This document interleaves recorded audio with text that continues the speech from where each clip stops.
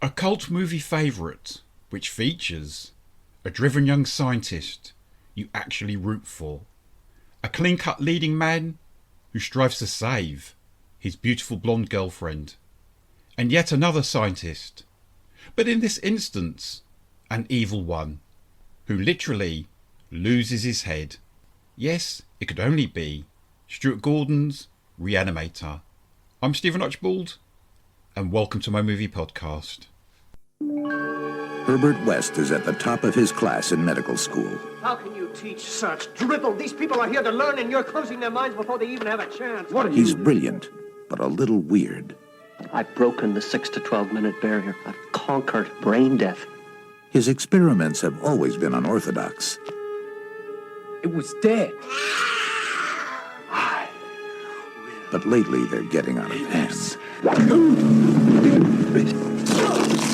And he's just made a discovery that could wake up the dead. Hello to you, and welcome to my podcast. They Came From Within, Cult Movie Reviews. How to Get Ahead in Science. Re-Animator, 1985. There are a number of brilliant horror movies which succeed in making you laugh without losing their authenticity or their capacity to generate scares. Prime examples being John Landis's An American Werewolf in London, Joe Dante's The Howling, and Sam Raimi's Evil Dead 2. Stuart Gordon's wonderfully delirious Re-Animator is right up there with them, but I'm banking on you already knowing this. Jeffrey Combs is incomparable as Herbert West, a medical student who arrives at Miskatonic University in Arkham, Massachusetts, following a disastrous experiment he'd conducted in Zurich. Herbert rents a room with Dan Kane, a fellow medical student, but when Dan's cat dies and is subsequently revived by a luminous green serum administered by a clearly disturbed West, it becomes shockingly clear that terrible things are about to happen, especially after the unscrupulous Dr. Hill stumbles on Herbert's discovery on how to reanimate the dead and wants to take the credit for himself, only to be decapitated by West and then have both parts of him reanimated, something which proves to be a very bad decision. David Gale's a delight as the evil Dr. Carl Hill, a man who, in his reanimated state, lusts after Dan's girlfriend, Megan Halsey, who happens to be the daughter of the medical school's dean, Alan Halsey, and we shouldn't dwell too much on what becomes of him.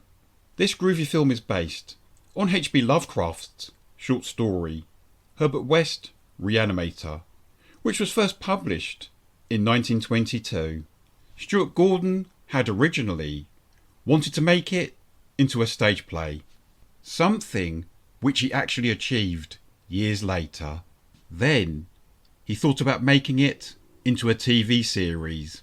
It was the special effects technician, Bob Greenberg, who suggested that Stuart should make Re-Animator into a movie. And meeting the producer, Brian Yuzna, made this glorious movie possible. And it was Yuzna himself who directed the sequels, Bride of Re-Animator in 1991 and Beyond Re-Animator in 2003. What's also intriguing is that the original script by Dennis Powley was deadly serious. Several rewrites and input from William J. Norris and Stuart Gordon resulted in what we cherish on screen. And no doubt, to match his original vision's sombre tone, Stuart Gordon had wanted to film it in black and white, on 16mm film. When writing began on this picture, the makers had Christopher Lee in mind to play the part of Dr. Hill.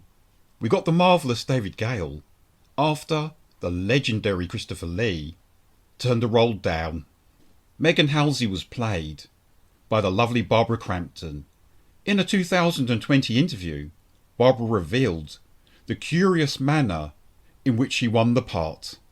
An actress was selected from an initial round of auditions.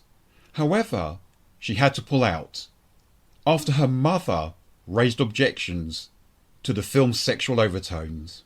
Miss Crampton took part in the second round of auditions and of course obtained the role. Re-Animator kick-started her status as a fantasy icon. Barbara went on to appear in such movies as Stuart Gordon's From Beyond, Robot Wars, Castle Freak, Space Truckers, and You're Next. And she continues to work in this genre. In more recent times, she's appeared in the TV shows Channel Zero, Into the Dark, and Creepshow. Herbert West has affected reanimation in dead animal tissue. What are you thinking? How do you feel?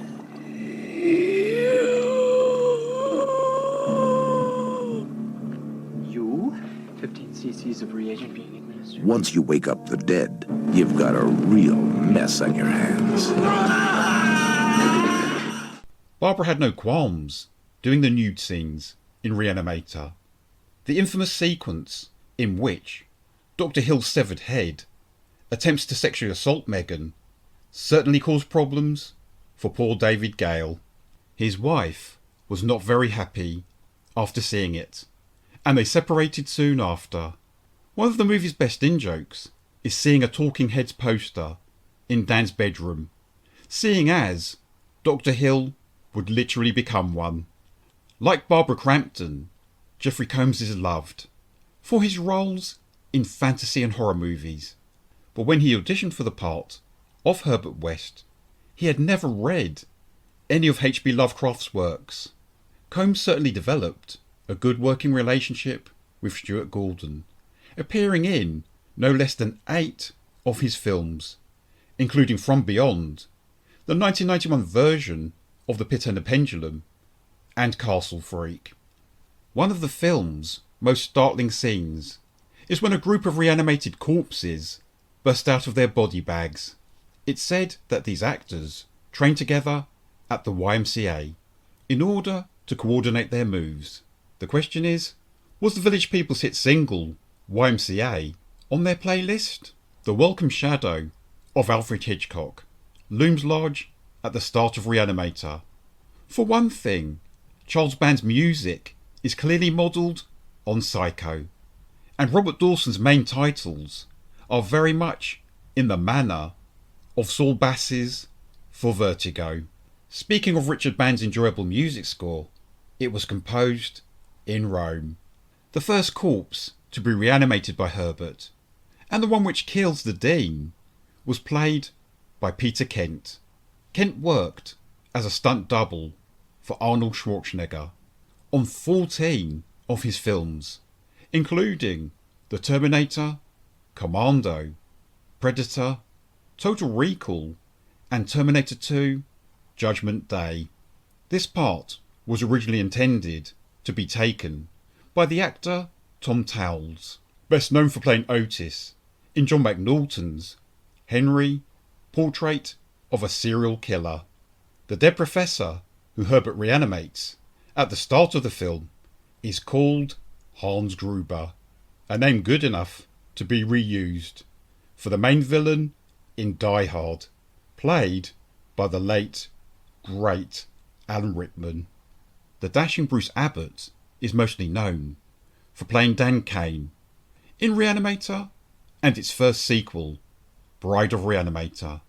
Dan was married to the Terminator star Linda Hamilton between 1982 and 1989, having met one another on the set of the movie Tag the Assassination Game. I think it's rather cute that Bruce gifted the denim jacket he wore in Re-Animator to his co-star Barbara Crampton. Re-Animator was filmed in various Californian locations, apart from the opening scene, which was filmed in Pasadena, doubling for Zurich in Switzerland, and it was shot at the end of 1984. A quote from the leading film critic Pauline Kael gives this movie a perfect summation. You laugh out loud, and as the ghoulish jokes escalate, you feel revivified, lightheaded and happy. The bloodier it gets, the funnier it is. I'm Stephen Archibald, and thank you very much for listening to my podcast. They Came From Within, Cult Movie Reviews. You can follow me if you like, and all of my episodes are available from most podcast hosts. I wish you well. Try not to lose your head, and goodbye for now. He's dead? Not anymore.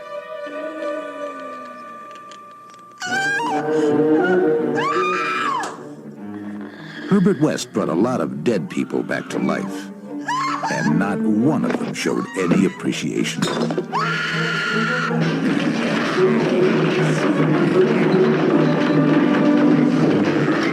H.P. Lovecraft's classic tale of horror, Re-Animator. Mr. West. You'll never get credit for my discovery. Who's going to believe a talking head get a job in a sideshow? It will scare you to pieces.